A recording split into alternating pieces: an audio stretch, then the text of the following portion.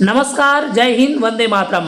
मैं हूं मनोज टंडन। आप सभी का गुड मॉर्निंग भारत की इस यूट्यूब चैनल पर तहे दिल से स्वागत है।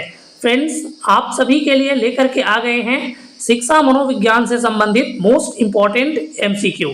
ये जो एमसीक्यू है फ्रेंड्स, सीजीटेट, सीटेट और साथ ही छात्रावास भर्ती परीक्षा के लिए वेरी मोस्ट इंपॉर्टेंट रहने वाला है।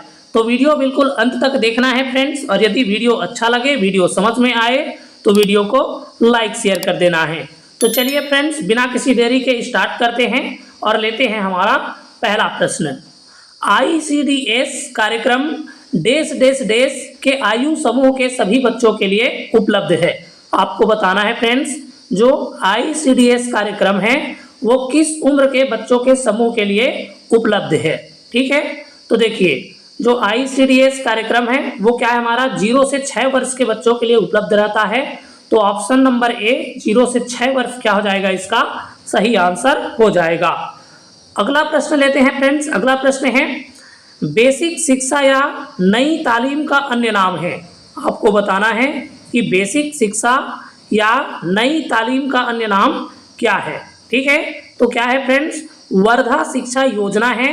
ठीक है, तो ऑप्शन नंबर सी क्या हो जाएगा, हमारा सही आंसर हो जाएगा। वर्धा शिक्षा योजना ये क्या हो जाएगा, हमारा बेसिक शिक्षा या नई तालीम का अन्य नाम है। ठीक है, आगे बढ़ते हैं, अगला प्रश्न लेते हैं। अगला प्रश्न है, भारतीय संविधान में 6 से 14 वर्ष के आयु वर्ग के बच्चों के लिए निःशुल्क और अनिवार्य शिक्षा के अधिकार को शामिल किया गया है। देखिए फ्रेंड्स, भारतीय संविधान में 6 से 14 वर्ष के जो बच्चों के लिए निःशुल्क और अनिवार्य शिक्षा है वो किस अनुच्छेद में शामिल किया गया है, आपसे पूछा जा रहा है। ठीक है, तो देखिए कौन से अनुच्छेद में शामिल किया गया है, तो इसको संविधान संशोधन करके क्या है, अनुच्छेद 21A में जोड़ा गया है। ऑप्शन नंबर डी क्या हो जाएगा, हमारा सही आंसर हो जाएगा। शिक्षा का अधिकार अधिनियम 2009 लागू नहीं होता। किसके लिए शिक्षा का अधिकार अधिनियम 2009 लागू नहीं होता फ्रेंड्स, तो देखिए यहाँ पर क्या है, 14 से 18 वर्ष के आयु के बच्चों के लिए ये क्या है आपका गलत हो जाएगा, इसमें क्या है आपका लागू नहीं होता है। ठीक है, तो ऑप्शन नंबर सी क्या हो जाएगा, इस क्वेश्चन का सही आंसर हो जाएगा। ठीक है, बाकी आपका जो निःशक्त बच्चे दे रखा है ये इसके लिए लागू होता है। 6 से 14 वर्ष के वर्ग के बच्चे दे रखा है, इसके लिए भी लागू होता है। और क्या है, बच्चों की नियमित उपस्थिति इसके लिए भी क्या है, लागू होता है। ठीक है, तो ऑप्शन नंबर सी क्या हो जाता है, इस क्वेश्चन का सही आंसर हो जाता है। ठीक है, अगला प्रश्न लेते हैं। अगला प्रश्न है, वर्तमान में निःशक्त बच्चों की शिक्षा के लिए कहा गया है। वर्तमान में निःशक्त बच्चों की शिक्षा के लिए क्या कहा गया है, तो समावेशीय शिक्षा कहा गया है। ठीक है, ऑप्शन नंबर ए क्या हो जाएगा, हमारा सही आंसर हो जाएगा। ठीक है, वर्तमान में निःशक्त बच्चों की शिक्षा के लिए समावेशीय शिक्षा का प्रयोग किया गया है। ठीक है, अगला प्रश्न लेते हैं फ्रेंड्स। अगला प्रश्न है, RTI एक्ट 2009 के अनुसार प्राथमिक विद्यालयों में शिक्षकों को प्रति सप्ताह कुल कितने घंटे की योजना बनाकर कार्य करना है। ठीक है, तो देखिए RTI एक्ट 2009 के अनुसार जो प्राथमिक विद्यालयों में शिक्षक है फ्रेंड्स, उसको प्रति सप्ताह कम से कम कितना घंटा कार्य करना चाहिए, तो कम से कम क्या है 45 घंटा योजना बना करके कार्य करना चाहिए एक सप्ताह में। ठीक है, तो ऑप्शन नंबर बी क्या हो जाएगा, हमारा इस क्वेश्चन का सही आंसर हो जाएगा।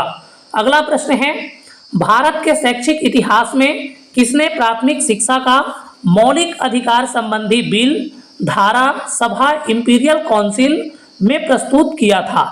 तो किसने आपका क्या है, भारत के शैक्षिक इतिहास में प्राथमिक शिक्षा के लिए मौलिक अधिकार संबंधित बिल प्रस्तुत किया था फ्रेंड्स, तो कौन हो जाएगा, हमारा गोपाल कृष्ण गोखले हो जाएगा। ऑप्शन नंबर सी क्या हो जाएगा, इस क्वेश्चन का सही आंसर हो जाएगा। ठीक है, गोपाल कृष्ण गोखले ने क्या है 1910 में प्राथमिक शिक्षा के लिए क्या है मौलिक अधिकार से संबंधित बिल प्रस्तुत किया था। ठीक है, तो क्या है गोपाल कृष्ण गोखले, इसका सही आंसर हो जाएगा। अगला प्रश्न लेते हैं। अगला प्रश्न है, बेसिक शिक्षा हेतु महात्मा गांधी ने किस पाठ्यक्रम पर बल दिया है। ठीक है, बेसिक शिक्षा हेतु महात्मा गांधी ने किस पाठ्यक्रम पर बल दिया है फ्रेंड्स, तो क्या हो जाएगा, हमारा हस्तकला केंद्रित। ठीक है, ऑप्शन नंबर बी क्या हो जाएगा, इस क्वेश्चन का सही आंसर हो जाएगा, हस्तकला केंद्रित। ठीक है, चलिए अगला प्रश्न पढ़ते हैं। अगला प्रश्न क्या है? शिक्षा मनुष्य में अंतर्निहित क्षमता का परिपूर्णता में विकास करते हैं, यह कथन किसका है? ठीक है, शिक्षा मनुष्य में अंतर्निहित क्षमता का परिपूर्णता में विकास करते हैं, ये कथन किसका है आपको बता देना है। ठीक है, तो क्या हो जाएगा हमारा? स्वामी विवेकानंद क्या हो जाएगा? इसका सही आंसर हो जाएगा। ठीक है, चलिए अगला प्रश्न लेते हैं। अगला प्रश्न है समान शैक्षिक अवसर का अर्थ है। समान शैक्षिक अवसर का अर्थ क्या है आपको बताना है। ठीक है, तो देखिए समान शैक्षिक अवसर का क्या है? अर्थ होता है सभी बच्चों को शिक्षा प्राप्त करने का समान अवसर। ठीक है, तो किसमें दे रखा है? ऑप्शन नंबर सी में दे रखा है सभी बच्चों को शिक्षा प्राप्त करने का समान अवसर। ठीक है, तो ऑप्शन नंबर सी क्या हो जाएगा? इस क्वेश्चन का सही आंसर हो जाएगा। वंचित समूह के छात्रों को सामान्य छात्रों के साथ पढ़ाया जाना चाहिए, इसका तात्पर्य है। ठीक है, वंचित समूह के छात्रों को सामान्य छात्रों के साथ पढ़ाया जाना चाहिए, इसका तात्पर्य क्या है? तो इसका तात्पर्य है समावेशीय शिक्षा। ठीक है, जिसमें क्या है सभी वर्ग के बच्चों को पढ़ाया जाता है, वो आपका क्या हो जाएगा? समावेशीय शिक्षा हो जाएगा। ऑप्शन नंबर ए क्या हो जाएगा? इस क्वेश्चन का सही आंसर हो जाएगा। ठीक है, राष्ट्रीय शिक्षक शिक्षा परिषद की स्थापना वर्ष डेश डेश डेश में की गई थी। ठीक है, राष्ट्रीय शिक्षक शिक्षा परिषद की स्थापना किस वर्ष की गई थी फ्रेंड्स? तो 1995 में की गई थी। 1995, ऑप्शन नंबर डी क्या हो जाएगा? इस क्वेश्चन का सही आंसर हो जाएगा। अगला प्रश्न है शिक्षा में क्या है? 10+2+3 पद्धति को किसने प्रस्तावित किया? ठीक है, शिक्षा में 10+2+3 पद्धति को किसने प्रस्तावित किया है? तो किसने प्रस्तावित किया है फ्रेंड्स? तो कोठारी कमीशन ने किया है। ऑप्शन नंबर ए क्या हो जाएगा? इस क्वेश्चन का सही आंसर हो जाएगा।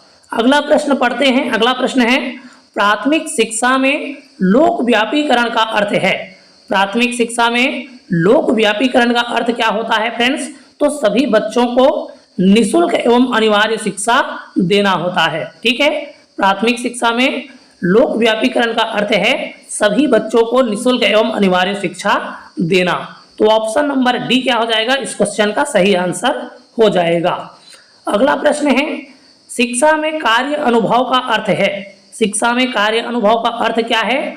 रोजगारमुखी पाठ्यक्रम के लिए शिक्षा की तरफ झुकाव। ऑप्शन नंबर डी रोजगारमुखी पाठ्यक्रमों के लिए शिक्षा की तरफ झुकाव, इस क्वेश्चन का क्या हो जाएगा? हमारा सही आंसर हो जाएगा। अगला प्रश्न पढ़ते हैं। अगला प्रश्न है कोठारी आयोग के अनुसार शिक्षा का उद्देश्य होना चाहिए। कोठारी आयोग के अनुसार शिक्षा का उद्देश्य क्या होना चाहिए फ्रेंड्स? तो क्या होना चाहिए? उत्पादनकर्ता होना चाहिए, उत्पादकर्ता होना चाहिए। ठीक है, ऑप्शन नंबर बी क्या हो जाएगा? हमारा सही आंसर हो जाएगा। उत्पादकर्ता इस क्वेश्चन का क्या है? सही आंसर हो जाएगा। अगला प्रश्न है शिक्षा के अधिकार अधिनियम के अनुसार प्राइमरी स्तर तक किसी कक्षा में शिक्षक एवं विद्यार्थियों के मध्य अनुपात होना चाहिए।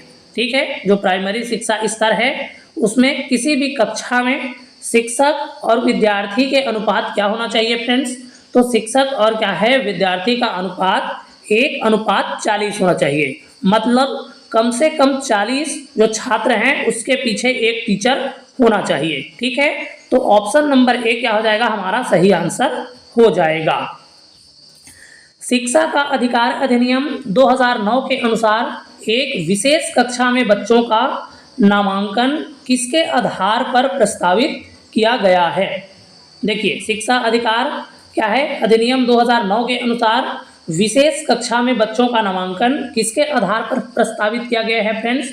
तो बच्चों की आयु के क्या है अनुसार क्या है प्रस्तावित किया गया है। तो ऑप्शन नंबर बी बच्चों की आयु क्या हो जाएगा? इस क्वेश्चन का सही आंसर हो जाएगा। अगला प्रश्न लेते हैं। अगला प्रश्न है शिक्षा का अधिकार अधिनियम 2009 की कौन सी धारा शिक्षक के कर्तव्यों से संबंधित है? ठीक है, शिक्षा का अधिकार अधिनियम 2009 के अनुसार कौन सी धारा है जो शिक्षक के क्या है कर्तव्यों से संबंधित है? ठीक है, तो शिक्षक के कर्तव्यों से कौन सा धारा संबंधित है? धारा 24। ऑप्शन नंबर सी क्या हो जाएगा? इस क्वेश्चन का सही आंसर हो जाएगा। अगला प्रश्न पढ़ते हैं। अगला प्रश्न है शिक्षा नीति 2020 के अनुसार बच्चों के मस्तिष्क के कितने प्रतिशत का विकास 6 वर्ष की आयु के पूर्व हो जाता है। ठीक है, शिक्षा नीति 2020 के अनुसार जो बच्चे हैं उसके मस्तिष्क का कितना प्रतिशत भाग है जो 6 वर्ष से पहले क्या हो जाता है, आपका विकास हो जाता है। ठीक है, तो कौन सा ऑप्शन हमारा सही हो जाएगा? ऑप्शन नंबर ए 85% से अधिक। ठीक है, ऑप्शन नंबर ए क्या हो जाएगा, इस क्वेश्चन का सही आंसर हो जाएगा। तो ये था फ्रेंड्स शिक्षा मनोविज्ञान से संबंधित मोस्ट इंपॉर्टेंट एमसीक्यू। उम्मीद है वीडियो आपको पसंद आया होगा, हेल्पफुल लगा होगा, नॉलेजेबल लगा होगा। यदि वीडियो आपको हेल्पफुल लगा है, नॉलेजेबल लगा है, तो वीडियो को लाइक शेयर कर देना है और आगे इसी प्रकार की जानकारी के लिए चैनल को सब्सक्राइब कर लेना है।